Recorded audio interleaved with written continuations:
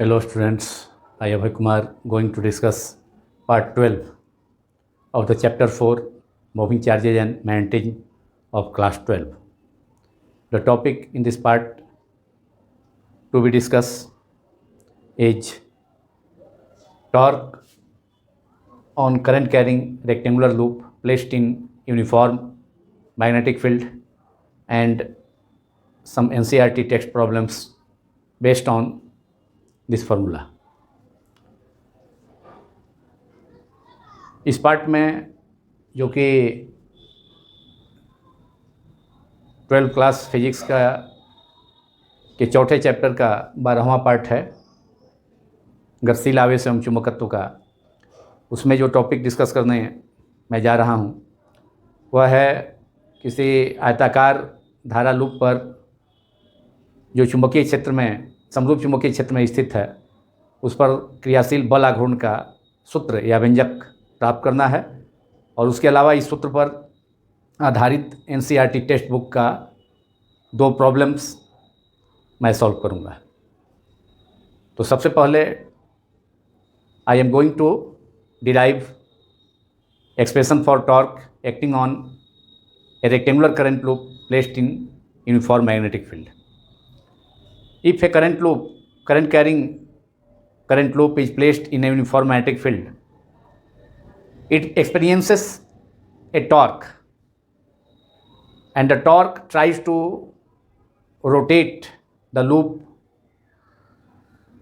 along the direction of magnetic field, and when the loop is brought or loop comes parallel to the direction of magnetic field, it experiences no torque since theta is equal to 0. Then torque acting on the loop is 0. So torque tries to rotate a current loop placed in uniform magnetic field along the direction of magnetic field, so that when the loop comes along the direction of magnetic field, then theta, that is angle between magnetic field B and area, becomes 0, and then torque acting on the loop formula is tau is equal to NIAB sin theta. So if theta is 0, angle between A vector, area vector and magnetic field is 0, then torque acting on the loop is 0 in that case.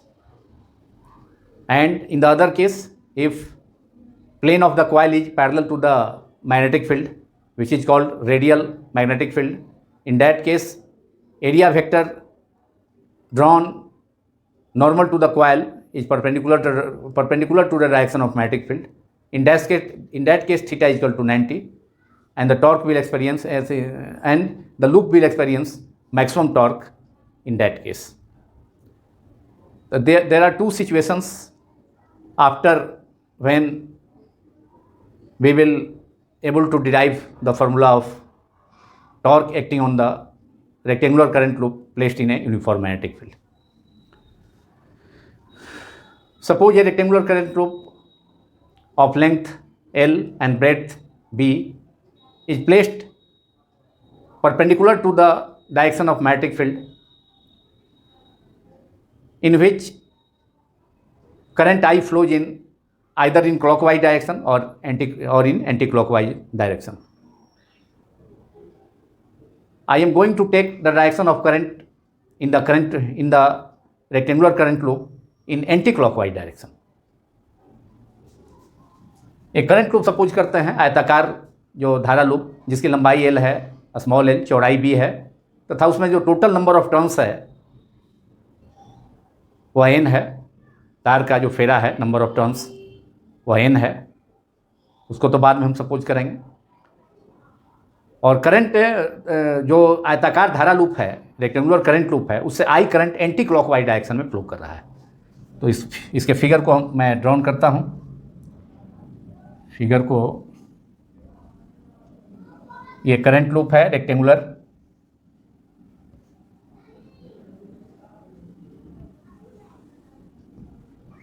और direction of magnetic field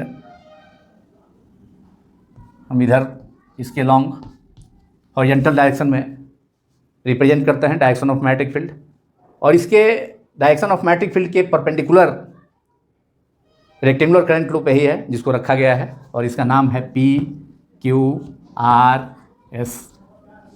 और मान लेते हैं, suppose करते हैं कि इसमें current जो है I फ्लो करता है एंटी क्लॉकवाइज डायरेक्शन में, एंटी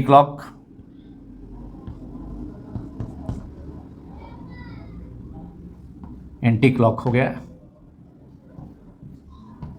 ये करंट एंटी क्लॉकवाइज डायरेक्शन में। हम इसे क्लॉकवाइज डायरेक्शन में भी सपोज कर सकते थे।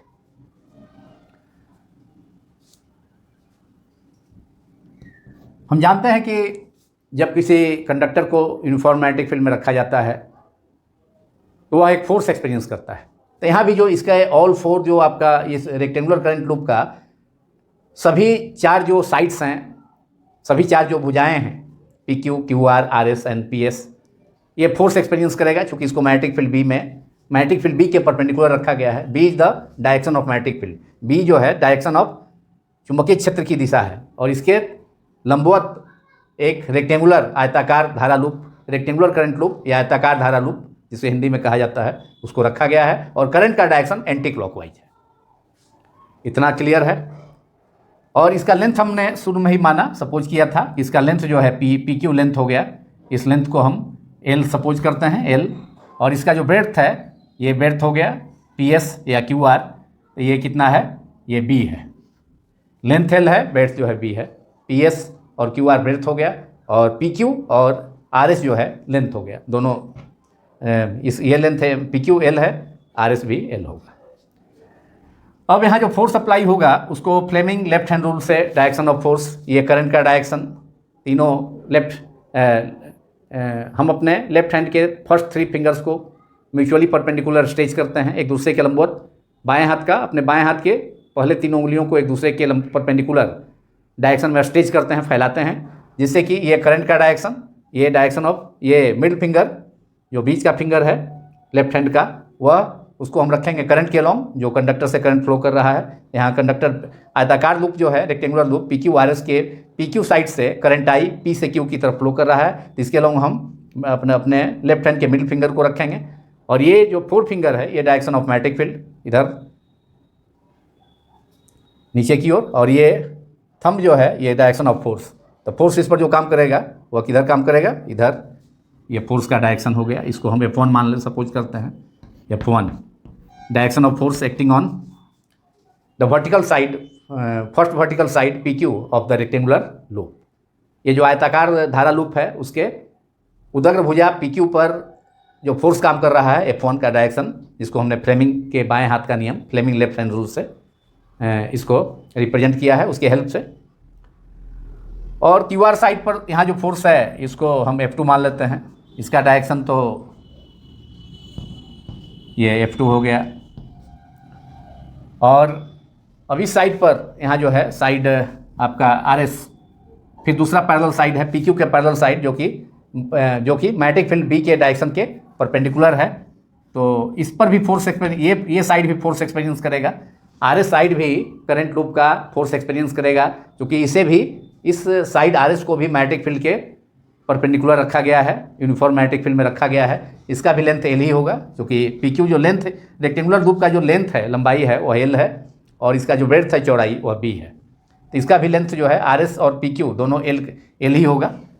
तो ये L हो गया, इसका भी लेंथ L ही हुआ, तो ये भी फोर्स एक्सपीरियंस करेगा, और इसका डायरेक्शन हो जाएगा ऐसे फ्लेमिंग का। फिर जो है बाएं हाथ का नियम फ्लेमिंग का, देखिए मिडिल फिंगर को कंडक्टर RS जो साइड है रेक्टेंगुलर लूप का उसके लॉन्ग रखेंगे, और ये जो है डायरेक्शन ऑफ मैग्नेटिक फील्ड है, ये 4 फिंगर लेफ्ट हैंड का। और फोर्स का जो डायरेक्शन है देखिए ऊपर की ओर जा रहा है, ये फोर्स का थंब जो है, फोर्स के डायरेक्शन को, लेफ्ट हैंड का जो थंब है, लेफ्ट हैंड का थंब, वह इस कंडक्टर RS पर रेक्टेंगुलर करंट लूप का जो RS कंडक्टर ही है, ये RS भुजा पर साइड पर जो फोर्स एक्सपीरियंस करेगा उसका डायरेक्शन देखिए, ये फोर्स का थंब जो है ऊपर की तरफ जा रहा है, तो इस पर जो फोर्स काम करेगा उसका डायरेक्शन हो जाएगा इधर। इसको F3 हो गया, ये this is F3, force acting on parallel side RS, to P Q of the current loop which is perpendicular to the direction of magnetic field. ये जो आर एस साइड है यह चुंबकीय क्षेत्र बी की दिशा के क्या है, परपेंडिकुलर। तो फ्लेमिंग का बाएं हाथ का नियम, फ्लेमिंग्स लेफ्ट हैंड रूल के हेल्प से हम इसका जो दोनों पैरेलल साइड है जो कि मैग्नेटिक फील्ड बी में ये परपेंडिकुलर रखा हुआ है, करंट लूप जो है आयताकार करंट लूप है, आयताकार धारा लूप है, रेक्टेंगुलर करंट लूप, इसको मैग्नेटिक फील्ड के डायरेक्शन के परपेंडिकुलर रखा हुआ है। और इसके दोनों वर्टिकल साइड पी क्यू और आर एस जिसका लेंथ एल है उस पर जो फोर्स काम किया उसको हमने दिखाया है, जो कि अपोजिट है लेकिन जस्ट अपोजिट नहीं है, तो एक दूसरे को बैलेंस नहीं कर पाएगा, ये कैंसिल नहीं कर पाएगा। अपोजिट डायरेक्शन में है लेकिन एकदम लाइन पॉइंट ऑफ एक्शन जो है उसका, लाइन ऑफ एक्शन एकदम अगर ये रहता स्ट्रेट रहता, मतलब एक इधर दूसरा स्ट्रेट वे में राइट साइड में, तब वो बैलेंस करता। लेकिन जो फोर्थ साइड पर फोर्स काम करेगा वो उस पर जो है उस पर जो फोर्स काम करेगा इस साइड पर पी एस, इस ये हो गया, ये मैग्नेटिक फील्ड के पैरेलल भी है। तो जो साइड मैग्नेटिक फील्ड के पैरेलल रहेगा तो वह फोर्स जो है I L V sine zero, that is उस पर फोर्स जीरो हो जाएगा ऐसे भी। और यहाँ जो फोर्स इस पर काम करेगा वह, अगर ये साइड घूम गया, ये साइड इस ढंग से आ गया, ये साइड घूम गया, तो कहने का मतलब है कि तो ये मैग्नेटिक फील्ड से, माने ये साइड जब घूम गया तो मैग्नेटिक फील्ड के ये भी जो है थोड़ा सा मैग्नेटिक फील्ड से कुछ एंगल बना लेगा, उसके पैरेलल नहीं रह पाएगा, तो उस सिचुएशन में फोर्स एक्सपीरियंस करेगा। लेकिन ये जो फोर्स F4 होगा इस पर F4 फोर्स एक्ट करेगा, लेकिन F2 और F4 एक दूसरे के ठीक जो है एक जस्ट अपोजिट है। इसका जो पैरेलल साइड है मैग्नेटिक फील्ड बी के जो पैरेलल साइड है QR और PS, इस पर जो फोर्स एक्सपीरियंस होगा F2 और F4 दोनों का जो डायरेक्शन है वो एक दूसरे के जस्ट, माने दोनों का मैग्नीट्यूड सेम होगा, क्योंकि दोनों साइड का जो लेंथ है वह B ही है, जो कि एक्चुअली रेक्टेंगुलर करंट लूप का ब्रेड्थ है। तो F2 और F4 जो है जस्ट वैल्यू सेम होगा, मैग्नीट्यूड सेम होगा और डायरेक्शन जस्ट अपोजिट है, और लाइन ऑफ एक्शन भी एकदम एक दूसरे के एक ही लाइन ऑफ एक्शन में है। इसलिए F2 और F4 जो फोर्स है वो एक दूसरे को बैलेंस कर देगा, तो फोर्स बच जाएगा इस पर रेक्टेंगुलर करंट लूप पर कौन, PQ, जो इसके दोनों पैरेलल वर्टिकल साइड है। वर्टिकल साइड इसलिए कि उधर भुजा हो गया ये जो चुंबकीय क्षेत्र B की दिशा के क्या है, लंबवत है, PQ और RS। और इस पर जो फोर्स काम कर रहा है F1 और F3 दोनों अपोजिट जरूर है, लेकिन दोनों का line of action just opposite नहीं है, एक ही लाइन पर नहीं है। Therefore they will not cancel each other, F1 and F2 will not cancel each other, F2 and F4 will cancel each other because their line of action, their magnitude are same and direction are just opposite, and line of action is same, so they will cancel each other because they have same magnitude but opposite directed in but in opposite direction, and line of action is also same. This is the line of action of force F2 and F4 acting on the two horizontal sides PS and QR of the rectangular current loop. ये figure 1 हो गया, और ये figure represent कर रहा है कि एक रेक्टेंगुलर करंट लूप जिसका लेंथ L है, ब्रेड्थ B है, उसको रखा कहाँ गया है, यूनिफॉर्म मैग्नेटिक फील्ड B के परपेंडिकुलर रखा गया है। B का डायरेक्शन हॉरिजॉन्टली हम लिए हैं, हॉरिजॉन्टल डायरेक्शन में, क्षैतिज दिशा में चुंबकीय क्षेत्र B का डायरेक्शन है, दिशा है, जबकि आयताकार धारा लूप को चुंबकीय क्षेत्र B की दिशा के लंबवत रखा गया है, PQ RS को। अब ये दोनों फोर्स F1 और F2 F3 जो काम करेगा इसका मैग्नीट्यूड क्या होगा, आप जानते हैं, force acting on a current carrying conductor placed in uniform magnetic field is F equal to ILB sine theta. तो यहाँ पर लेंथ L है, करंट I है, L मैग्नेटिक फील्ड B है, और साइन क्या हो जाएगा, यहाँ जो लेंथ है L है, इसका जो लेंथ है PQ साइड का, माने आयताकार धारा लूप या रेक्टेंगुलर करंट लूप का जो लेंथ है L वह मैग्नेटिक फील्ड B के डायरेक्शन के परपेंडिकुलर है। तो force acting on the current loop क्या हो जाएगा, इसमें वर्टिकल थी ये PQ जो साइड है, वर्टिकल साइड PQ पर जो फोर्स काम करेगा, तो लिखिए यूजिंग द फॉर्मूला मैग्नीट्यूड, और इसके पहले आप सपोज लिख लें कि suppose A current rectangular current loop, suppose A rectangular current loop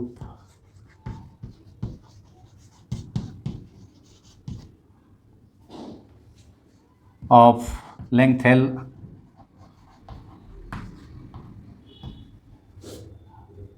and breadth B, breadth small b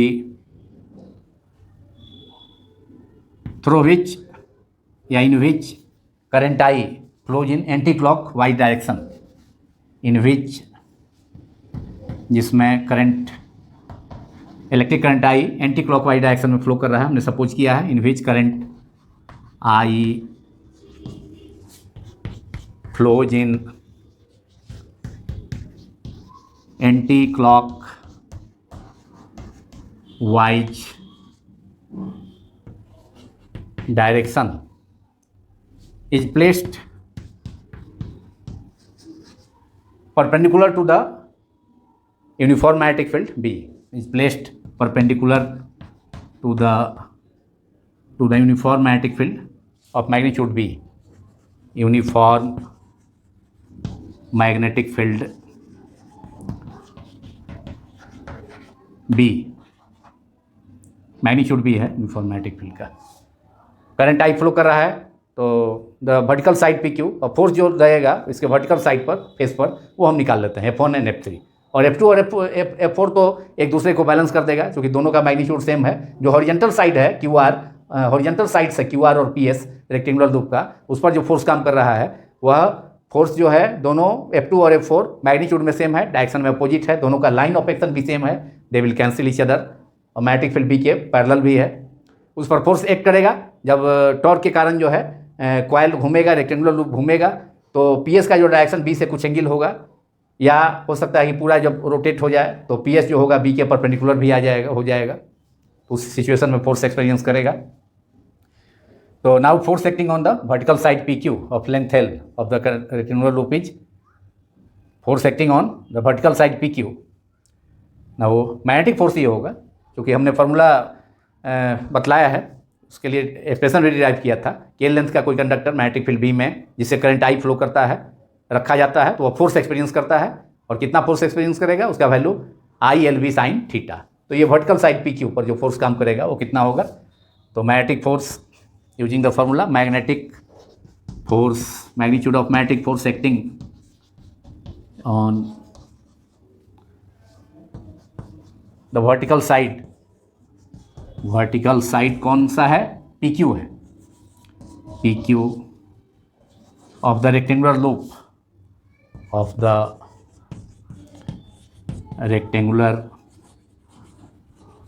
loop is F1 equals to I, formula use करते हैं LB, और चूंकि इसका जो लेंथ है PQ साइड का वह मैग्नेटिक फील्ड B के डायरेक्शन, मैग्नेटिक फील्ड जो है B हॉरिजॉन्टल डायरेक्शन में है, और ये PQ परपेंडिकुलर है, उसके परपेंडिकुलर है, एंगल हो गया 90, ILB sine 90 degree, that is sin 91, that is ILB. This is equation 1. And similarly other parallel its parallel side, माने side RS is parallel to PQ. The other perpendicular side RS of the rectangular loop will also experience force whose magnitude is F3, which is given by, and similarly force acting on the other perpendicular side RS of the rectangular current loop is F3, force acting on F3 हो गया, force acting on RS side है जो कि magnetic field B के यहाँ भी perpendicular है, तो इस पर भी उतना ही फोर्स एक्सपीरियंस होगा। F3 is equal to ILV sign 90, यहाँ भी RS side magnetic field B के डायरेक्शन के परपेंडिकुलर है, साइन 90, डेट इज ILV। तो ये दोनों फोर्स जो है ILB और ILB दोनों अपोजिट जरूर है, लेकिन दोनों का लाइन ऑफ एक्शन जो है जस्ट अपोजिट नहीं है, एक इधर है, और ये फोर्स का डायरेक्शन कहाँ हुआ, using Fleming's left hand rule. ये जो डायरेक्शन ऑफ फोर्स हुआ using Fleming's left hand rule, जो डायरेक्शन दे रहा है, इसका डायरेक्शन इधर और उसका भी डायरेक्शन ऊपर की तरफ, इसका नीचे की तरफ, F1 का डायरेक्शन नीचे की तरफ, F3 का डायरेक्शन RS साइड पर जो एक्ट कर रहा है फोर्स मैग्नेटिक फोर्स वह ऊपर की तरफ। तो फ्लेमिंग्स लेफ्ट हैंड रूल के हेल्प से डायरेक्शन दिया गया, और फार्मूला जो हमने यूज किया था, ये if a conductor of length L is placed in a uniform magnetic field of strength magnitude B in which current I flows experiences a force and that force is given by ILB sin theta। तो formula उसका use किया, और direction of force is given by Fleming's left hand rule, direction of F1 and force F1 and F2 is given by Fleming's left hand rule, direction of F1 force F1 and F3 acting on two vertical sides of the rectangular current loop. ये दोनों उदर भुजा है आयताकार धारा loop PQ और RS। तो इस पर फ्लेमिंग का जो लेफ्ट हैंड रूल है, फ्लेमिंग का बाएं हाथ का नियम, उसके अनुसार जो है फोर्स निर्धारित होगा, जिसको दर्शाया गया है F1 को नीचे की ओर, F3 को ऊपर की ओर। Direction of forces F1 and F2 ये हो गया according to Fleming's left hand rule. Fleming's left hand rule से गाइड हो रहा है, लेफ्ट हैंड रूल। और फॉर्मूला जो हुआ, ए लेंथ का कंडक्टर अगर मैग्नेटिक फील्ड बीम में जिससे करंट आई फ्लो करता है उसको रखा जाता है तो वो फोर्स एक्सपीरियंस करेगा ILB साइन थीटा। क्योंकि यहाँ पर current loop, rectangular current loop, आयताकार धारा लूप का जो साइड PQ है तो वह magnetic field B horizontal direction में है तो उसके परपेंडिकुलर है, इसलिए L और B के बीच का इसका लेंथ, इस साइड PQ का लेंथ और मैग्नेटिक फील्ड B के बीच का एंगल 90 हो गया। देयरफॉर यहाँ पर हमने 90 रखा है, sine 90 1, that is maximum force ये एक्सपीरियंस करेगा F1 ILB। और फिर ये जो वर्टिकल साइड है RS जो कि PQ के पैरेलल है, लेकिन यह भी मैग्नेटिक फील्ड B के डायरेक्शन के परपेंडिकुलर है, यह भी फोर्स एक्सपीरियंस करेगा उतना ही ILB sine 90, that is ILB। और बाकी जो दो फोर्स है, other two forces F2 and F4 acting on the horizontal sides, two horizontal sides QR and PS of the rectangular current loop are of same magnitude, acting in opposite direction, and their line of action is also same. Line of action F4 का और F2 का एक ही line से पार हो, देखिए line से होकर के गुजर रहा है, पास कर रहा है। Therefore F2 and F4 will balance each other। तो केवल फोर्स बचेगा इस साइड पर, PQ साइड जो वर्टिकल साइड है, first vertical side of the loop, and RS जो इसका पैरेलल, PQ का पैरेलल साइड है लेकिन मैग्नेटिक फील्ड के डायरेक्शन के परपेंडिकुलर ही है। और ये दोनों F1 और F2 का डायरेक्शन एक दूसरे का अपोजिट जरूर है, लेकिन पॉइंट ऑफ एक्शन जो लाइन ऑफ एक्शन है वह जस्ट अपोजिट नहीं है, इसलिए ये दोनों बैलेंस नहीं, एक दूसरे को कैंसिल नहीं कर पाएंगे। और इसके कारण इन दोनों फोर्सेस के, ये दोनों फोर्स F1 और F3 जो है करंट लूप पर, करंट लूप को इन दोनों के कारण एक कपुल हो जाएगा। ये दोनों फोर्सेस जो है कपुल का फॉर्मेशन करेगा F1 एंड F2। और F1 F3 का मैग्नीट्यूड हालांकि सेम है तो कपुल का फॉर्मेशन करेगा। और मोमेंट ऑफ द कपुल जो होगा, moment of the couple acting on the current loop placed in the uniform magnetic field, placed in uniform magnetic field gives the torque which is the deflecting torque acting on the current loop, rectangular current loop. वह torque देगा, विक्षेपक बल आघूर्ण देगा, जो कि धारा loop को, आयताकार धारा लूप, रेक्टेंगुलर लूप को जिस डायरेक्शन में रखा हुआ है, मैग्नेटिक फील्ड के परपेंडिकुलर रखा हुआ है, तो उससे रोटेट करने का प्रयास करेगा। यहाँ करंट एंटी क्लॉकवाइज डायरेक्शन में है इसलिए रोटेट करेगा, ये रोटेट करेगा ये एंटी क्लॉकवाइज डायरेक्शन में। तो PS साइड जो है किसी समय ये ऐसे हो जाएगा। PS साइड जो होगा इसका, PS साइड रोटेट होकर के, कभी तो हॉरिजॉन्टल है लेकिन PS साइड जो है ऐसे, जब इस पर टॉर्क काम करेगा इन दोनों फोर्सेस के कारण, कपुल के कारण, ये दोनों फोर्सेस F1 और F3 दोनों एक साथ कंबाइन होकर कपुल का फॉर्मेशन करेगा। और इसका जो मोमेंट होगा, moment of the couple is the torque acting on the current loop placed in the current loop placed perpendicular to the placed in uniform magnetic field. तो किसी समय करंट के कारण, टॉर्क के कारण क्या होगा कि टॉर्क जो होगा करंट लूप को रोटेट कराने का प्रयास करेगा। तो करंट एंटी क्लॉकवाइज डायरेक्शन में फ्लो हो रहा है, तो इसलिए ये एंटी क्लॉकवाइज डायरेक्शन में करंट लूप को, रेक्टेंगुलर करंट लूप को रोटेट करने का प्रयास करेगा, आयताकार धारा लूप को घुमाने का प्रयास करेगा एंटी क्लॉकवाइज डायरेक्शन में, जिससे कि किसी समय PS साइड जो होगा, अभी तो हॉरिजॉन्टल है, किसी समय ऐसे हो जाएगा, इस ढंग से हो जाएगा। तब इसके P साइड पर P पॉइंट, तब ये जो है यहाँ P पॉइंट से होकर के और S पॉइंट से होकर के ये जो फोर्स होगा, अब फोर्स जो है जब इस ढंग से हो जाएगा तो फोर्स अभी ऐसे काम कर रहा है, थोड़ा सा PS और एकदम ऐसे हो जाएगा, इस ढंग से हो जाएगा, एलिवेट हो जाएगा S साइड, और P साइड जो है P पॉइंट डिप्रेस हो जाएगा।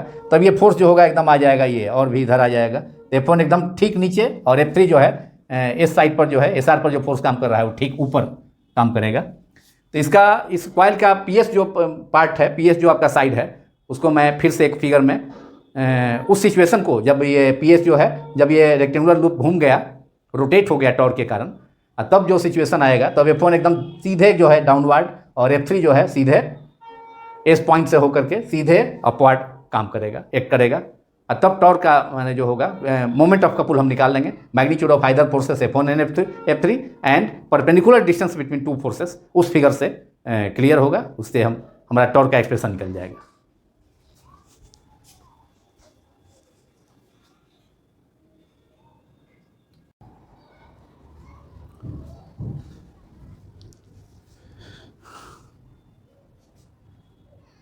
तो कॉइल के रेक्टेंगुलर करंट लूप के दोनों वर्टिकल फेसेस पर जब कॉइल मैग्नेटिक फील्ड के परपेंडिकुलर रखा हुआ है, अभी उस पर टॉर्क एक्ट नहीं किया है, तो दोनों वर्टिकल फेसेस वर्टिकल साइड्स पर जो फोर्स काम किया है वो F1 इक्वल टू जो हमने कैलकुलेट किया ILB sin 90 that is ILB, और F3 जो उसका दूसरा पैरेलल साइड था उस पर भी ILB sin 90 ILB। और ये दोनों फोर्स F1 और F2 अपोजिट है, लेकिन उसका point of line of action same नहीं है, इसलिए एक दूसरे को उस सिचुएशन में कैंसिल नहीं कर पाएगा जब rectangular loop current loop magnetic field के अभी जस्ट परपेंडिकुलर रखा हुआ है। अगर उस पर टॉर्क एक्ट करेगा तब जा करके रोटेट होगा, और जब जो पैरेलल दोनों फेसेस हैं वो मैग्नेटिक फील्ड के फिर पैरेलल हो जाएगा, तो उस सिचुएशन में फिर दोनों साइड पर फोर्स जीरो हो जाएगा। इसलिए कंप्लीट रोटेशन में जो नेट फोर्स काम करेगा रेक्टेंगुलर लूप पर वह नेट फोर्स जीरो हो जाएगा, लेकिन टॉर्क जीरो नहीं होगा, क्योंकि फेसेस जो है रेक्टेंगुलर करंट लूप का जो चारों फेसेस हैं उसका पोजीशन बदलेगा रोटेशन के बाद। कॉइल रोटेट करेगा मैग्नेटिक फील्ड में टॉर्क के कारण, तो पोजीशन बदलेगा। तो इस सिचुएशन में जिस फोर्स पर जो है अभी फोर्स काम कर रहा है ILB और फिर जो है 3 ILB, जब ये दोनों फेस मैग्नेटिक फील्ड के पैरेलल हो जाएगा तो उस सिचुएशन में थीटा इक्वल टू 0 तो साइन 0 इक्वल टू 0। तो उस सिचुएशन में जैसे कि F2 और F4 फोर्सेस एक्ट कर रहा था जो हॉरिजॉन्टल साइड था मैग्नेटिक फील्ड के पैरेलल, उन दोनों का लाइन ऑफ एक्शन दोनों मैग्नीट्यूड में सेम था, डायरेक्शन अपोजिट था, लाइन ऑफ एक्शन भी दोनों का एक ही था, इसलिए दोनों कैंसिल हो गया। वही सिचुएशन जब रोटेट हो जाएगा ये कॉइल तो अपने इनिशियल पोजीशन से, तो F1 F2 पर भी एक जब ये साइड दोनों साइड जो वर्टिकल साइड है अभी मैग्नेटिक फील्ड के परपेंडिकुलर है, लेकिन जब मैग्नेटिक फील्ड के पैरेलल आ जाएगा रोटेट होने के बाद तो उस पर भी फोर्स जो है दोनों साइड पर जीरो हो जाएगा। तो नेट फोर्स जो होगा due to rotation of the coil in the magnetic field वह नेट फोर्स जीरो हो जाएगा, लेकिन टॉर्क जो है वह जीरो नहीं होगा। अब दोनों जो साइड जो पैरेलल हो जाएगा तो फिर जो है जो हॉरिजॉन्टल साइड था फिलहाल जिस पर F2 और F4 फोर्सेस एक्ट कर रहा था वह फिर जो है मैग्नेटिक फील्ड के परपेंडिकुलर हो जाएगा, और ये दोनों जो फेस था PQ और RS वो एक दूसरे के अब मैग्नेटिक फील्ड के पैरेलल हो जाएगा, लेकिन अदर जो दो फेसेस है उसका जो कि अभी प्रेजेंट में मैग्नेटिक फील्ड के पैरेलल था वह मैग्नेटिक फील्ड के रोटेशन के बाद जो है परपेंडिकुलर हो जाएगा। तो फिर उन दोनों फोर्सेस पर जो एक्ट करेगा फोर्स उसके कारण टॉर्क काम करेगा, और ये दोनों फोर्सेस जो है ये दोनों साइड्स जो है ये मैग्नेटिक फील्ड के जब पैरेलल हो जाएगा तो इस पर जो है फोर्स जीरो हो जाएगा। लेकिन अदर दो फेस जो है अभी फिलहाल हॉरिजॉन्टल है मैग्नेटिक फील्ड के पैरेलल है, लेकिन जब रोटेशन होगा कॉइल का तो वो जो है उसके मैग्नेटिक फील्ड के परपेंडिकुलर आ जाएगा। तो फिर उन दोनों फोर्स पैरेलल साइड्स पर जो कि मैग्नेटिक फील्ड के परपेंडिकुलर होगा ILB और ILB फोर्स एक्ट करेगा, जिसके कारण कि एक कपुल का फॉर्मेशन होगा, और उस कपुल का जो मोमेंट होगा मोमेंट ऑफ द कपुल वही डिफ्लेक्टिंग टॉर्क होगा, जो कि करंट थी रेक्टेंगुलर करंट लूप को मैग्नेटिक फील्ड में रोटेट करने का प्रयास करेगा, और रोटेट करके चाहेगा कि उसका जो एक्सिस है कॉइल का जो एक्सिस है वह मैग्नेटिक फील्ड B के पैरेलल आ जाए, जिससे कि थीटा जीरो हो जाएगा, और उस सिचुएशन में जो टॉर्क एक्ट करेगा रेक्टेंगुलर करंट लूप पर वो जीरो हो जाएगा। तो हम माने हैं कि टॉर्क निकालने के लिए करंट लूप पर ये दोनों फोर्सेस ही F1 और F3 जो कि दोनों वर्टिकल साइड्स जो है रेक्टेंगुलर करंट लूप का रिस्पॉन्सिबल होगा, ये दोनों कपुल का फॉर्मेशन करेगा, और मोमेंट ऑफ द कपुल जो है टॉर्क होगा। तो किसी समय हम माने हैं कि जब ये दोनों फोर्सेस के कारण जब कॉइल घूमेगा तो सीधे PS जो है थोड़ा एंटी क्लॉक वाइज डायरेक्शन में करंट है, तो एंटी क्लॉक में वाइज डायरेक्शन में घूमेगा, तो जो फोर्स काम कर रहा था इस ढंग से F1 वह एकदम जो है डाउनवर्ड डायरेक्शन में हो जाएगा P इंड पर। और फिर S जो इंड पर है मैंने उसी साइड के S इंड पर जो दूसरा साइड हमने केवल एक ही PS को ही दिखाया है, इसमें चार मैंने इसका जो है शेप इस ढंग से PS इस ढंग से हुआ, बाकी सब साइड इधर हो जाएगा, इधर ऐसे हो जाएगा। तो केवल एक साइड को हमने दिखाया है PS को, जिसका कि लेंथ है वह B है, जो कि उसका रेक्टेंगुलर लूप का ब्रेड्थ भी है, लेकिन यहाँ जो डिस्टेंस है PS का वह B है। तो किसी समय माना कि यहाँ पर जो कॉइल है रेक्टेंगुलर करंट लूप उसके प्लेन पर जो परपेंडिकुलर ड्रॉन किए हैं उसके ON जो परपेंडिकुलर ड्रॉन किया गया है वह मैग्नेटिक फील्ड के डायरेक्शन से थीटा एंगल बनाता है। माने किसी समय जब ये दोनों फोर्सेस F1 और F3 के कारण जो है कपुल के कारण जब कॉइल रोटेट हो गया तो किसी इंस्टेंट इसके प्लेन पर जो नॉर्मल ड्रॉन किए हैं, कॉइल के प्लेन पर जो नॉर्मल ड्रॉन किए हैं, जिस प्लेन में कॉइल है उस प्लेन पर नॉर्मल ड्रॉन किए हैं, तो नॉर्मल जो है ON है, और ये B जो है इसका PS का जो है डिस्टेंस है, लेंथ है, जो कि रेक्टेंगुलर लूप का हमने ब्रेड्थ माना था, लेकिन यहाँ पर PS का जो है डिस्टेंस हो गया B। तो यहाँ पर जो प्लेन है, इसके कॉइल के प्लेन पर जो नॉर्मल ड्रॉन किए हैं इस पॉइंट O से, तो ये नॉर्मल मैग्नेटिक फील्ड B जो हॉरिजॉन्टल डायरेक्शन में था उसके साथ एंगल थीटा बनाएगा, इसलिए ये एंगल भी थीटा हो जाएगा। यहाँ पर जो एंगल होगा थीटा। तो उस सिचुएशन में दोनों फोर्सेस F1 और F3 एक दूसरे के पैरेलल है और एक दूसरे के अपोजिट डायरेक्शन में, एंटी पैरेलल हो गया, पैरेलल है लेकिन अपोजिट डायरेक्शन में। तो इन दोनों के बीच का जो परपेंडिकुलर डिस्टेंस होगा वो इसको थोड़ा सा PS, ये जो फोर्स है F1, इसको ऊपर की ओर प्रोड्यूस कर दिए, और इसको जो है इस साइड को जो है यहाँ पीछे की ओर प्रोड्यूस कर दिए। P को थोड़ा ऊपर की ओर प्रोड्यूस कर दिए एक लाइन, और S को जो है SK तक पीछे प्रोड्यूस किए। PK is producing upward while SK is producing while SK is producing backward to meet at point K. Therefore the parallel, दोनों ये जो आपका फोर्स है पैरेलल, एक दूसरे के पैरेलल है, उसके बीच का जो परपेंडिकुलर डिस्टेंस हो जाएगा वह हो जाएगा KS हो जाएगा। तो इसलिए torque acting on the current loop जो है इस केस में, लेट जो हमने नॉर्मल ड्रॉन किया है, normal drawn to the plane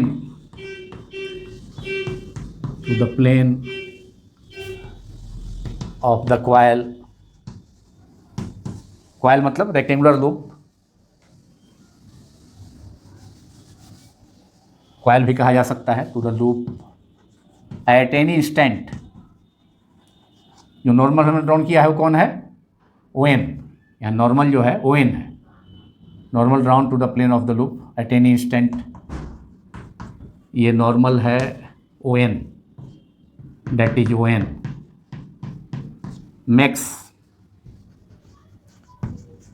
N angle theta, makes an angle theta to the makes an angle theta to the direction of magnetic field B, to the direction of magnetic field B vector. Therefore torque acting on the current loop is, therefore torque moment of the couple हो जाएगा, which is formed due to two equal and opposite forces of same magnitude acting in opposite direction on the same side PS of the rectangular current loop. Torque acting on the rectangular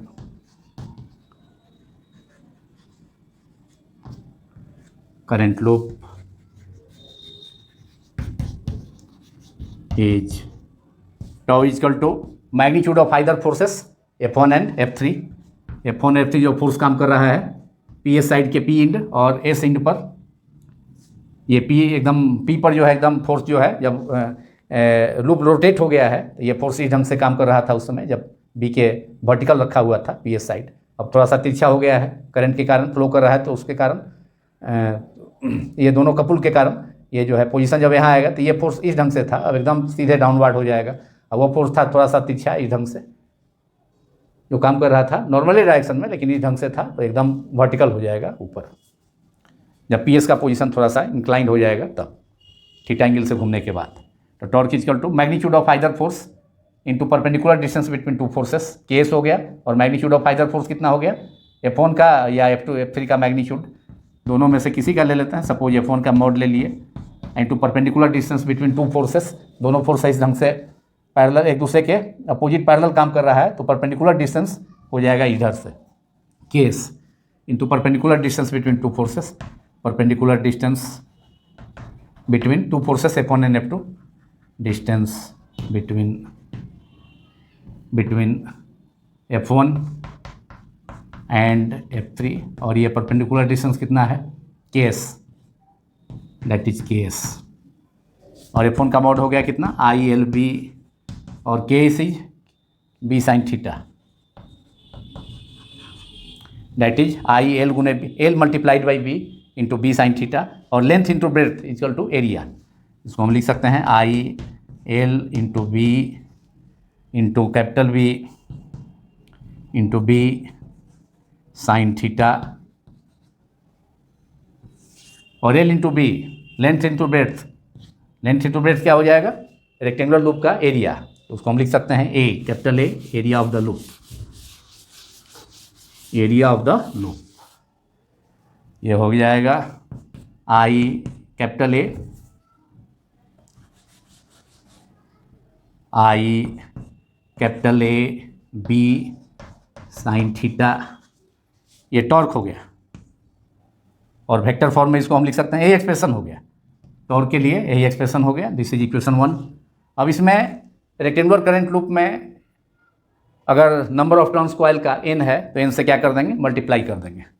if number of turns n है तो if the current loop having number of turns n then tau is equal to, और tau is equal to हो जाएगा in that case n I A B sine theta. इसको हम लिख सकते थे आई ए क्रॉस बी भी, इस इक्वेशन को I A vector cross B vector, where theta is the angle between area vector and magnetic field. Area vector किधर होगा, एरिया वेक्टर इधर होगा, नॉर्मल जो ड्रॉन किए हैं ये एरिया वेक्टर का डायरेक्शन होगा।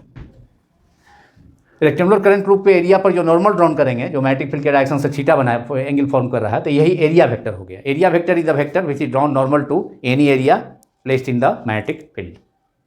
तो यही एरिया वेक्टर हो गया जो नॉर्मल ड्रॉन किए हैं, ये नॉर्मल हमने ड्रॉन किया था, when is the normal drawn to the plane of the coil, ये नॉर्मल है, इसी के लॉन्ग एरिया वेक्टर होगा जो मैग्नेटिक फील्ड के डायरेक्शन से थीटा एंगल फॉर्म कर रहा है। तो एन आई, अगर नंबर ऑफ टर्न्स n है तो उस सिचुएशन में क्या होगा, torque acting on the coil is torque is equal to, तो ये वेक्टर फॉर्म में हो जाएगा कितना, tau is equal to I A vector cross B vector. तब यहाँ पर जो है वेक्टर दे देंगे, एक स्टेप और लिख सकते थे I A B sine theta in vector form, tau is equal to I A vector cross B vector, लेकिन हमने यहीं पर लिख दिया है इसलिए वेक्टर फॉर्म में दे दिया। और अगर नंबर ऑफ टर्न्स कॉइल मेन है तो टॉ इजकल टू ऑल्सो, और L is equal to also tau is equal to N I A B sine theta. अगर नंबर ऑफ टर्न्स 1 है, 1 है तो सीधे लूप है, सीधे रेक्टेंगुलर लूप है सिंपल वायर का, उसको रेक्टेंगुलर वायर है उसको जो है रेक्टेंगुलर फॉर्म में बेंड कर दिया गया है। लेकिन अगर कॉइल वाला है उसमें बहुत सारा नंबर ऑफ टर्न्स है और जो है रेक्टेंगुलर लूप में है फॉर्म में, तो एन से उसमें मल्टीप्लाई करना पड़ेगा। where n is the total number of loop, total number of turns in the loop, where n हो गया total number of turns in the loop, total number of turns of the loop. This is the required expression, tau is equal to NIAB sin theta. This is the required expression, IAB sin theta, IA cross B, vector product है, A cross B is the mod, A cross B can be written as mod of A vector, mod of B vector into sin theta. ये cross product का formula से use किया है। Where ए क्या है, A vector क्या है, A vector is the area vector. Area vector का डायरेक्शन क्या होगा, कॉइल के प्लेन के नॉर्मल जो ड्रॉन किए हैं वो एन, इस डायरेक्शन में जो है एरिया वेक्टर हो जाएगा। ये नॉर्मल ड्रॉन किया गया है कॉइल के प्लेन के नॉर्मल, जो कि मैग्नेटिक फील्ड बी के डायरेक्शन से थीटा एंगल बनाता है, ये एरिया वेक्टर का डायरेक्शन हो गया। दोनों के बीच का angle theta is the angle between area vector and B vector. Theta जो एंगल है वह एरिया वेक्टर ओ एन के लॉन्ग नॉर्मल जो ड्रॉन किए हैं कॉइल के प्लेन पर, और मैग्नेटिक फील्ड बी के बीच का एंगल है थीटा। और नंबर ऑफ टर्न्स अगर कॉइल में एन है, नंबर ऑफ लूप में, रेक्टेंगुलर करंट लूप में नंबर ऑफ कॉइल जो है एन है तो एन हो गया N I A B sine theta. इसी ढंग से सर्कुलर लूप हो सकता है। टॉर्क जो है किसी रेक्टेंगुलर करंट लूप हो या सर्कुलर करंट लूप हो, उसके शेप पर डिपेंड नहीं करता है। एरिया तो है इसमें लेकिन उसके शेप पर डिपेंड नहीं करता है।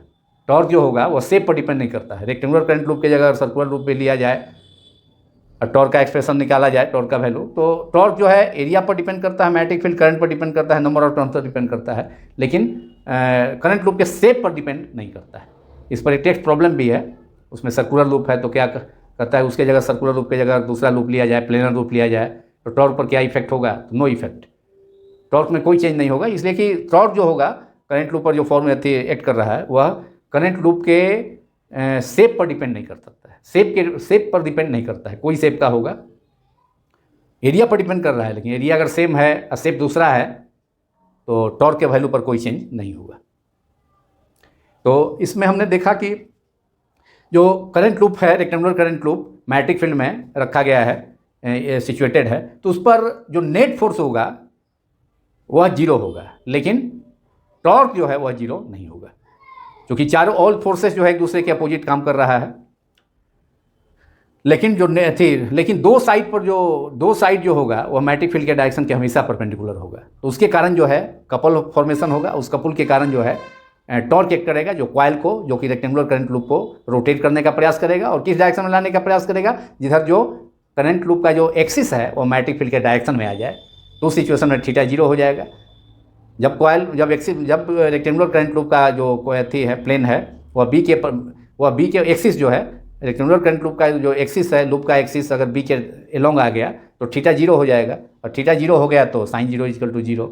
तो उस स्थिति में टॉर्क इजकल टू जीरो। कोई टॉर्क एक्सपीरियंस नहीं करेगा करंट लूप। और अगर हम मैग्नेटिक फील्ड को, अगर कॉइल को इस ढंग से हम मैग्नेटिक फील्ड में रखते हैं कि इसका जो प्लेन है, कॉइल का जो प्लेन है वह मैग्नेटिक फील्ड के डायरेक्शन के पैरेलल हो जाए, तो जो एरिया वेक्टर होगा वह, तो चूँकि एरिया वेक्टर तो कॉइल के माने मैग्नेटिक फील्ड बी वेक्टर और मैग्नेटिक फील्ड बी वेक्टर और ये जो कॉइल है, करंट लूप का जो कॉइल प्लेन है वह से पैरेलल हो गया एक दूसरे के। तो इसका मतलब है कि अब उस कॉइल पर जो नॉर्मल ड्रॉन करेंगे वह तो बी वेक्टर के परपेंडिकुलर हो जाएगा, क्योंकि एरिया वेक्टर तो परपेंडिकुलर डायरेक्शन में होता है। जब कॉइल का प्लेन, करंट लूप का प्लेन मैग्नेटिक फील्ड के प्लेन के जब पैरेलल हो जाएगा तो उस स्थिति में जो नॉर्मल ड्रॉन करेंगे वो तो बी के परपेंडिकुलर हो जाएगा। तो उस सिचुएशन में थीटा 90 हो जाएगा। तो sine 90 is equal to 1, therefore torque acting, maximum torque will act in that case and that torque will be NIAB। और उस सिचुएशन में जो मैग्नेटिक फील्ड होगा उसको हम रेडियल मैग्नेटिक फील्ड कहेंगे। कब रेडियल? हिंदी में उसको त्रेज्य चुंबकीय क्षेत्र कहा जाता है। कब? जब हम कॉइल को इस ढंग से मैग्नेटिक फील्ड में रखें जिससे कि इस ढंग से एडजस्ट करें कि जो कॉइल का प्लेन है, जो कॉइल का तल है, वह चुंबकीय क्षेत्र बी के पैरेलल हो जाए।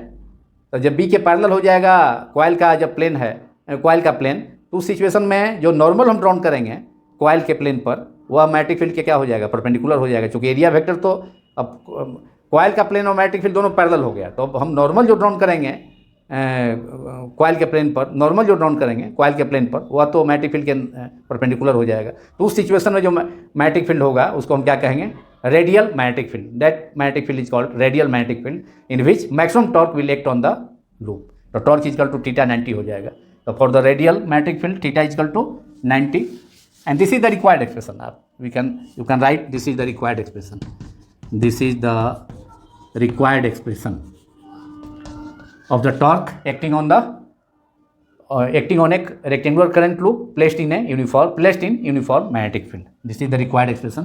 हेडिंग ऊपर लिखा हुआ है इसलिए लास्ट में केवल रिक्वायर्ड एक्सप्रेशन भी आप लिख सकते हैं।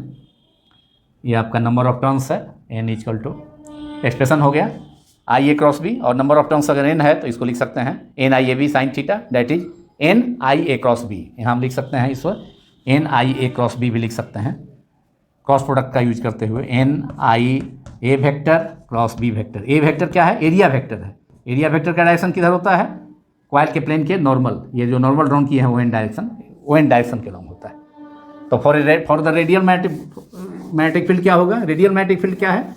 कभी कभी पूछता है एग्जाम में कि what is the radial magnetic field. तो रेडियल मैग्नेटिक फील्ड जो है उस सिचुएशन में होता है जब कॉइल को इस ढंग से मैग्नेटिक फील्ड में एडजस्ट करते हैं कि कॉइल का जो प्लेन है वो मैग्नेटिक फील्ड के पैरेलल आ जाए। तो एरिया वेक्टर जो होगा, जो कॉइल के प्लेन के नॉर्मल डाला जाएगा, उस सिचुएशन में मैग्नेटिक फील्ड के नॉर्मल 90 हो जाएगा, 90 डिग्री पर होगा, नॉर्मल परपेंडिकुलर हो जाएगा मैग्नेटिक फील्ड के। Area vector down to the normal plane of the coil is perpendicular to the magnetic field. तो थीटा इक्वल टू 90। तो उस सिचुएशन में क्या हो जाएगा, या स्पेशल केस में देख सकते हैं for the radial magnetic field theta equal to, for the radial magnetic field, जिसको हिंदी में त्रैज्य चुंबकीय क्षेत्र कहा जाता है। त्रैज्य चुंबकीय क्षेत्र के लिए radial magnetic field theta equal to 90। Radial magnetic field क्या है? Plane of the coil, if plane of the coil is parallel to plane of the loop, current loop becomes parallel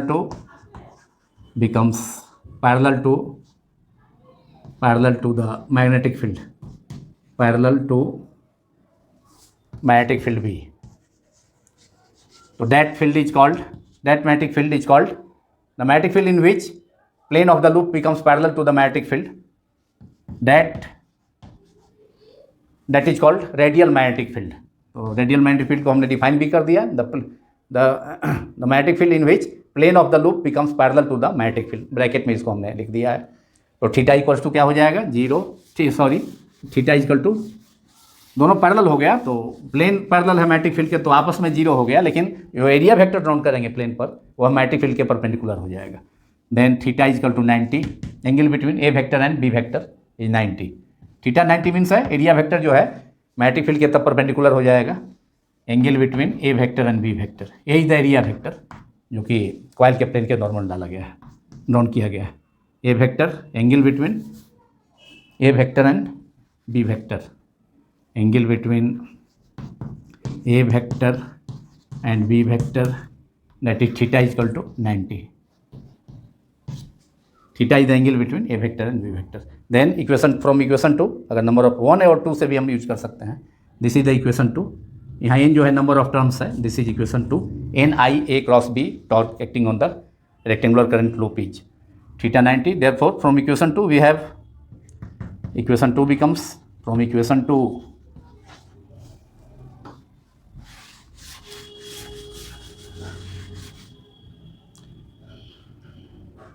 torque is equal to n I a b sin 90, that is n I a b maximum torque. और ये कब होगा, जब magnetic field क्या हो, radial हो।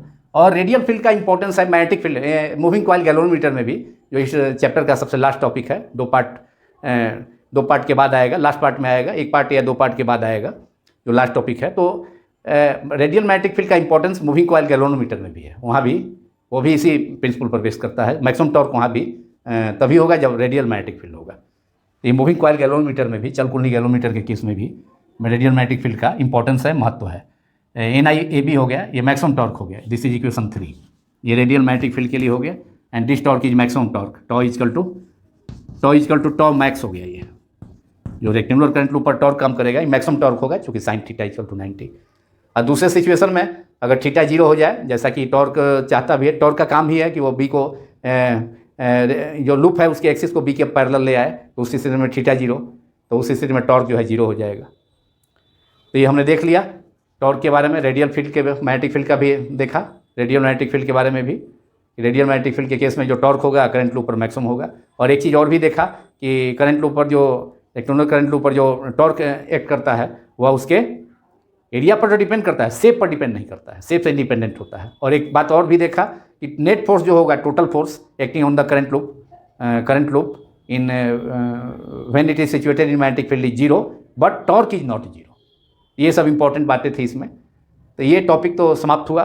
और ये टॉपिक इंपॉर्टेंट टॉपिक भी है, सीबीएसई एग्जाम में कई बार पूछा है इसको लॉन्ग क्वेश्चन के रूप में, और अदर बोर्ड एग्जामिनेशंस में, स्टेट बोर्ड एग्जामिनेशन जैसे बिहार बोर्ड है, हिमाचल प्रदेश बोर्ड है, पंजाब बोर्ड है, उसमें भी ये क्वेश्चन जो है पूछा गया है। और इसके अलावा तमाम जितने भी बोर्ड हैं तो उसमें भी ये क्वेश्चन पूछा जा सकता है। तो इसलिए ये भी इंपॉर्टेंट ही टॉपिक है, क्योंकि सीबीएसई में भी जो है 11 में आया था, 2011 में, 13 में भी आया था, बिहार बोर्ड में भी पूछा, इसके अलावा हिमाचल प्रदेश बोर्ड में, पंजाब बोर्ड में, ये सारे बोर्ड में तो ये क्वेश्चन जो है अक्सर पूछा जाता है।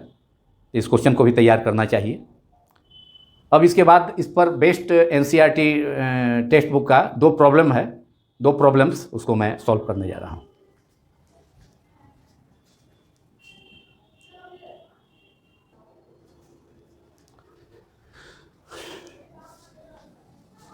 Now some NCERT text problems based on the formula deduced in this part। जो फार्मूला हमने डिड्यूस किया समरूप चुंबकीय क्षेत्र में यूनिफॉर्म मैग्नेटिक फील्ड में करंट लूप पर जो टॉर्क का expression tau equal to NIAB sine theta, उस पर जो है 2 प्रॉब्लम्स है, उसको मैं सॉल्व कर रहा हूँ। The problem number is question number 4.9। The problem is a square coil of side 10 cm, square coil है, स्क्वायर शेप का है कॉइल, साइड है 10 cm, स्क्वायर कॉइल है तो ऑल साइड्स जो है सेम लेंथ का होगा, L इक्वल टू 10 cm है। और इसको मैग्नेटिक फील्ड में हॉरिजॉन्टल मैग्नेटिक फील्ड में रखा गया है। इसको horizontal magnetic field B, magnetic field का डायरेक्शन हॉरिजॉन्टल है और इस पर जो नॉर्मल ड्रॉन किया गया है वह मैग्नेटिक फील्ड के डायरेक्शन से 30 डिग्री, इसके प्लेन पर जो नॉर्मल ड्रॉन किए हैं वह कितना एंगल फॉर्म कर रहा है, वह थीटा। जो नॉर्मल ड्रॉन किए हैं ये कॉइल भी जो है रोटेट करेगा, ये कॉइल भी आपको मैग्नेटिक फील्ड के कारण ये कॉइल भी रोटेट करेगा टॉर्क के कारण, तो उसका भी सिचुएशन होगा थोड़ा सा जैसे उसमें हुआ था, ऑब्लिक हो गया था तिरछा उस ढंग से, लेकिन हम यहाँ पर डायरेक्शन को दिखा दे रहे हैं। ये 30 डिग्री ये नॉर्मल है, इसके प्लेन पर माने जो आपका स्क्वायर कॉइल है उसके प्लेन पर जो नॉर्मल ड्रॉन किए हैं ये नॉर्मल है। इधर एरिया वेक्टर हो जाएगा, नॉर्मल है तो इधर एरिया वेक्टर नॉर्मल के लॉन्ग ही होता है। वह मैग्नेटिक फील्ड के डायरेक्शन से कितना एंगल फॉर्म करता है, 30 डिग्री। साइड है 10 सेंटीमीटर। तो लिखते चलते हैं L equal to 10 cm, write down it, that is 10/100, 10 into 10/100, 0.1 हो जाएगा, 10/100 100 metre, that is 1/10, that is 0.1 metre.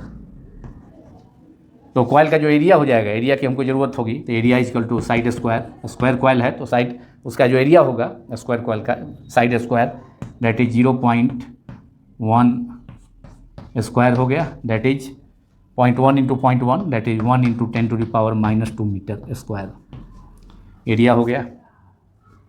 अब इसमें करंट फ्लो कर रहा है 12 ampere. A square coil of side 10 cm consists of 20 turns, N है दिया हुआ, नंबर ऑफ टर्न्स है 20, कैपिटल एन, जो फार्मूला में यूज होता है, फार्मूला में एन है, नंबर ऑफ टर्न्स हमने सपोज किया था कैपिटल एन, तो 20 है।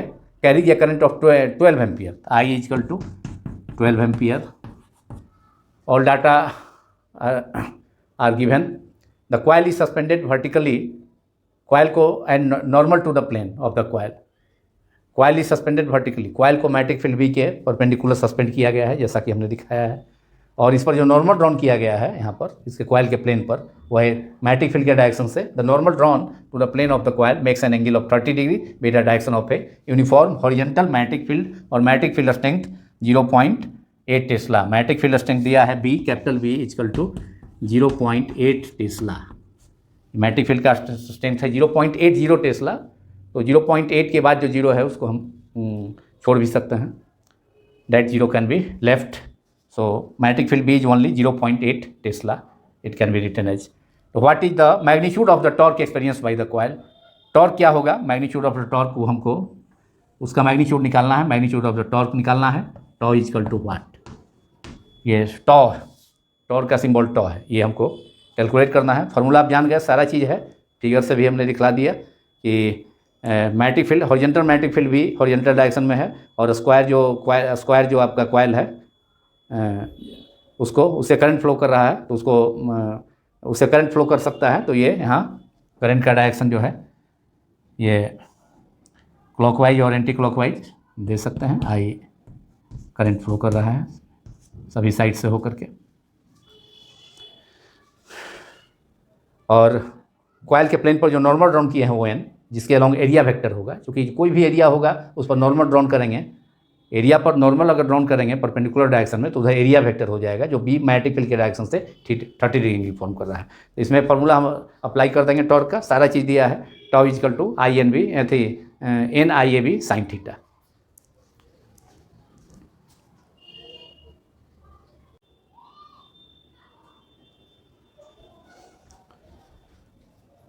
Now using the formula for torque acting on the square current loop placed in the uniform magnetic field, and it is using the formula we have सारा data दिया है जो भी प्रॉब्लम में प्रोवाइड है।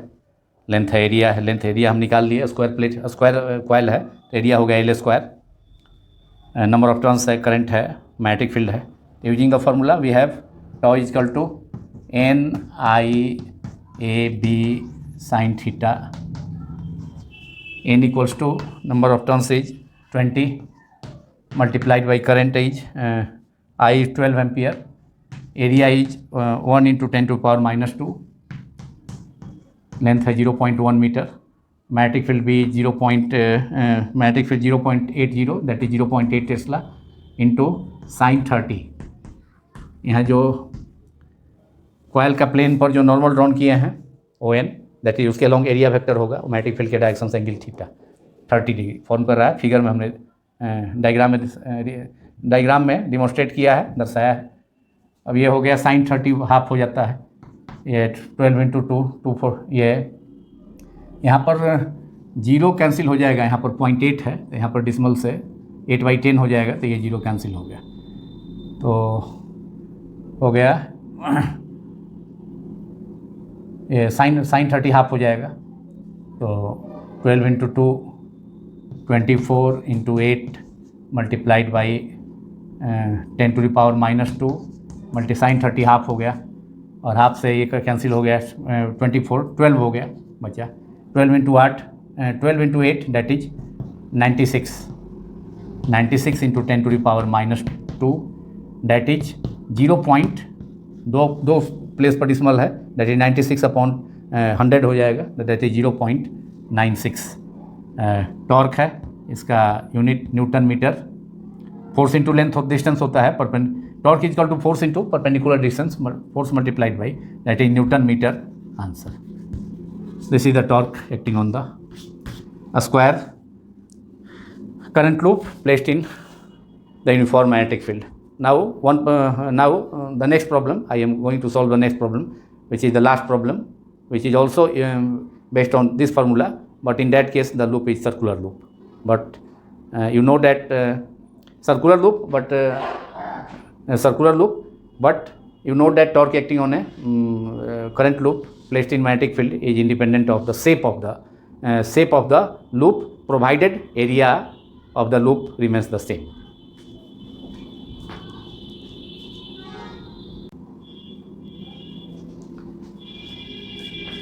Now question number 4.13, which is the last problem of this part also. The problem is a circular coil of 30 turns and radius 8 cm carrying a current of 6 ampere is suspended vertically in a uniform horizontal magnetic field of magnitude 1.0 Tesla. The magnetic field lines make an angle of 60 degree with the normal to the coil. In a small a, calculate the magnitude of the counter torque, that is restoring torque, that must be applied to prevent the coil from turning. coil को turn होने से रोकने के लिए, deflect होने से रोकने के लिए उस पर कितना काउंटर टॉर्क होगा वो निकालना है, जो कि डिफ्लेक्टिंग टॉर्क के इक्वल हो जाएगा इक्विलिब्रियम में। दोनों जब इक्वल हो जाएगा, काउंटर टॉर्क जब बैलेंस कर देगा डिफ्लेक्टिंग टॉर्क को, तो कॉइल टर्न नहीं करेगा। And B, would your answer change if the circular coil is coil in a small A, that is first, were replaced by a planar coil of some irregular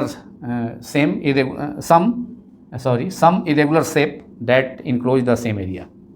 तो B का answer तो पहले ही हम बता चुके हैं इसी में, जब टॉर्क का एक्सप्रेशन निकाले थे कि टॉर्क के बारे में बतलाया था कि टॉर्क जो है acting on a current loop, वह जो है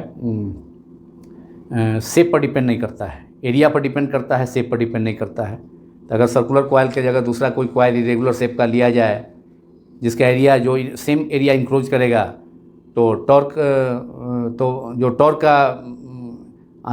का वैल्यू आएगा पार्ट ए में, उसमें कोई चेंज नहीं होगा, क्योंकि शेप पर ये डिपेंड नहीं करता है।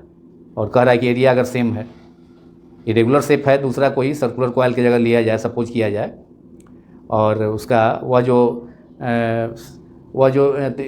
कॉइल होगा सर्कुलर कॉइल, वह सेम एरिया इंक्लोज, माने सर्कुलर कॉइल के बदले में जो दूसरा इरेगुलर शेप का कॉइल लिया जाए, और वह इरेगुलर शेप भी अगर सेम एरिया इंक्लोज करता है जितना कि सर्कुलर कॉइल करता है, तो answer will not change in that case. That is the torque acting on the coil, new coil of the irregular shape experiences the same torque. तो बी का तो आंसर ऐसा ही हो गया। अब फर्स्ट का आंसर हम यहाँ कैलकुलेट करते हैं। रेक्टेंगुलर करंट लूप की जगह यहाँ दिया है सर्कुलर करंट लूप, और इसमें करंट फ्लो कर रहा है, सर्कुलर लूप है। रेडियस दिया है 8 सेंटीमीटर का,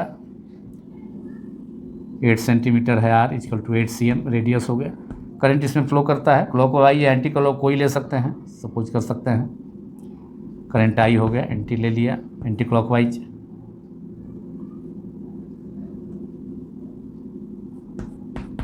और मैग्नेटिक फील्ड का डायरेक्शन हॉरिजॉन्टल मैग्नेटिक फील्ड में है, B vector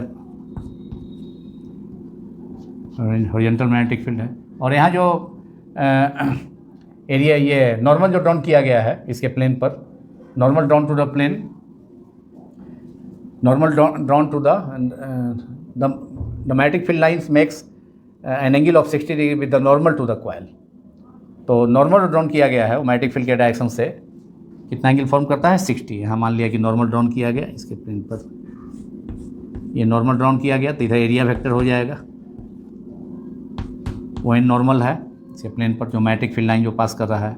horizontal magnetic field है, उसमें सर्कुलर कॉइल को सस्पेंड किया गया है। यूनिफॉर्म मैग्नेटिक फील्ड है हॉरिजॉन्टल, तो हॉरिजॉन्टल डायरेक्शन में यहाँ रिप्रेजेंट हमने किया है।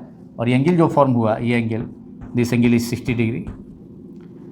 तो फिगर तो स्केच हो गया। अब इसमें जो वैल्यू है सब, n equal to it is given number of turns in the coil is 30 turns है,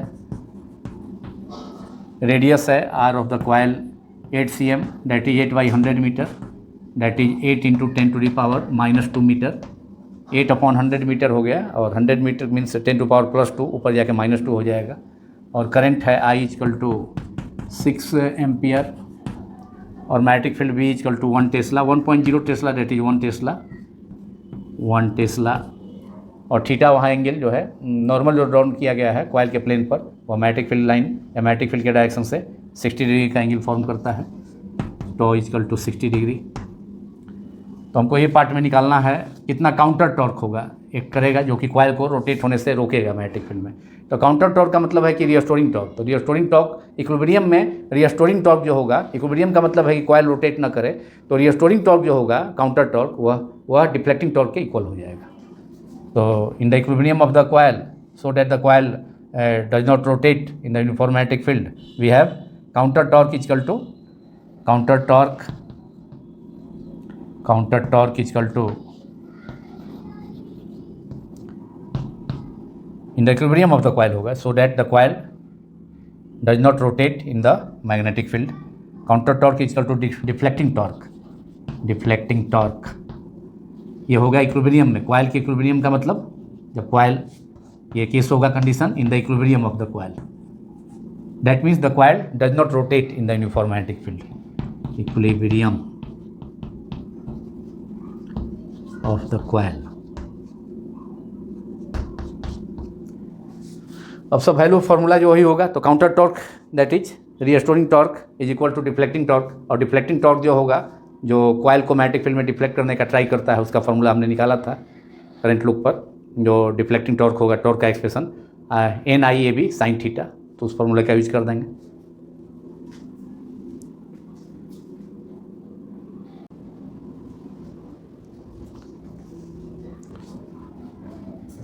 Therefore counter torque is equal to deflecting torque in the equilibrium of the coil, so that the coil does not rotate. Counter torque acting on the circular coil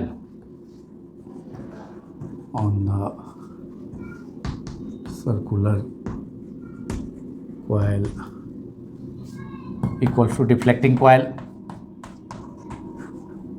का जो expression है,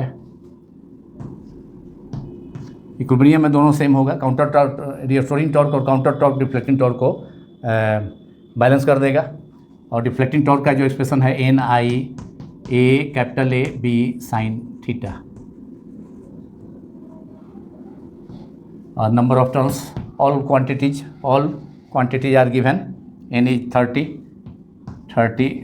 I is current is 6 ampere, area is coil, circular coil है, πr², तो radius is given, तो pi means 3.14 into r is radius 8 cm that is 8/100 metre, 8 × 10⁻² metre, 8 × 10⁻², πr² होता है, square हो गया। और मैग्नेटिक फील्ड भी 1 Tesla, assigned 60, theta is 60 degree.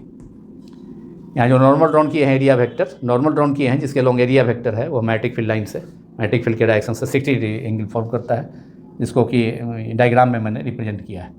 ये 30 × 6 ये यहाँ हो गया। एरिया की जगह पर हमने area of the circle A equal to pi R square होता है।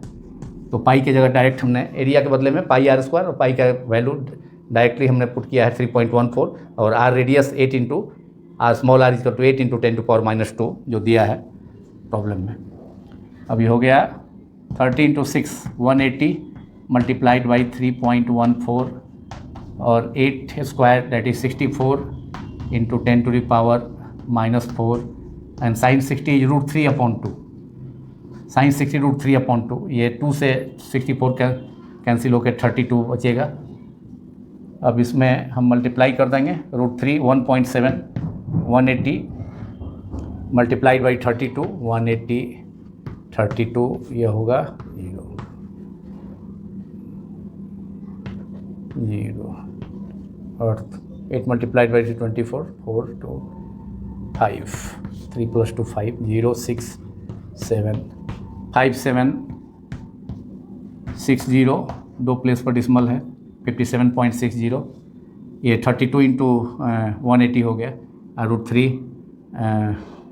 इंटू √3 का वैल्यू 1.73 इंटू 10⁻⁻4। अब इसको हम मल्टीप्लाई कर सकते हैं फिर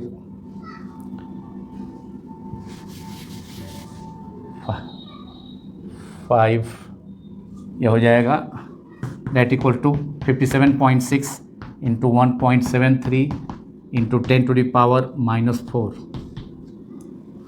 मल्टीप्लाई कर लेते हैं 57.6 1.73 है 6 into 3 18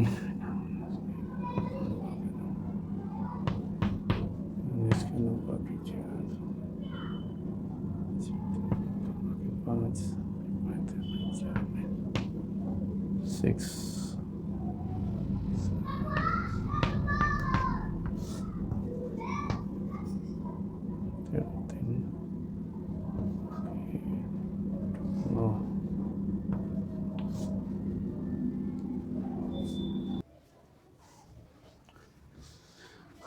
and after calculation we get 180 multiplied by 32 is 5760 multiplied by 3.14 multiplied by 1.73 the value of √3 into 10⁻⁻4 or 5760 multiplied by 3.14 is 18086.40 5760 multiplied by 3.14 equals to, after multiplication I have done it 18086.40. Here after decimal 0.40 is neglected because it is smaller than 0.5. So now we have 18086 multiplied by 1.173 that is 1.73. It is 31288.78. Yeah, after multiplying 18086 multiplied by 1.73 I have done it, and there is also factor 10⁻⁻4, so it is 1 2 3 4 5 6 -4 और यहाँ जो है 1.73 दो place पर यहाँ भी decimal है that is -6 1 2 3 4 5 6 that is the result is 3.128878. Therefore tau is equal to 3.13 because 1 2 after 2 the digit is 8 followed by 8 7 8 all digits are greater than 5, so it is rounding off to 3.13 Newton meter, which is the answer of the problem, that is counter torque acting on the circular coil which is equal to the deflecting coil in the equilibrium. Equilibrium में जितना deflecting coil होगा उतना counter deflecting coil जो act करेगा, जो coil को circular coil को deflect करने का ट्राई करेगा, तो काउंटर टॉर्क उसको रोकेगा। इक्विलिब्रियम में दोनों इक्विलिब्रियम में काउंटर टॉर्क डिफ्लेक्टिंग टॉर्क के इक्वल हो, deflecting torque, sorry here not coil here torque, तो counter torque acting on the circular coil is equal to deflecting torque, that is NIAB sine theta. वहाँ coil की जगह deflecting torque लिख लेना होगा, mistake से वहाँ लिखा गया था। तो this is the answer, counter torque acting on the loop. Now part B is if the circular coil is replaced by a planar coil of irregular shape, then our answer will be altered or not. So the answer will be not altered, because the answer will same, that torque acting in the torque acting on the coil of irregular shape of same area, that coil introduces same area, but there is the coil of irregular shape in place of circular coil, so there is no change in the result. That is torque will, answer is there is no change in the result, there will no change in the result, there will be no change in the result, क्योंकि उस irregular shape का जो coil है उसका भी area उतना ही है जितना कि सर्कुलर कॉइल का जो हमारे प्रॉब्लम में दिया है। In the there will be no change in the result of A, small A, part A में जो आपका जो दिया है सर्कुलर कॉइल पर जो काउंटर टॉर्क निकालना है, part A, result of part A, that is counter torque acting on the coil of this new coil of the irregular shape will be same, that is 3.13 Newton meter.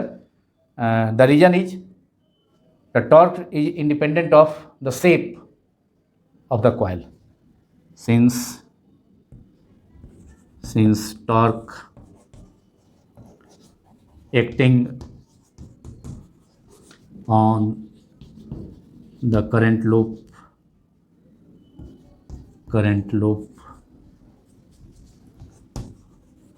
is independent of the shape of its shape, shape पर depend नहीं करता है, पहले भी मैंने बतलाया, independent of its shape, provided it encloses same area as that of the earlier coil, provided it encloses the same area, encloses the same area.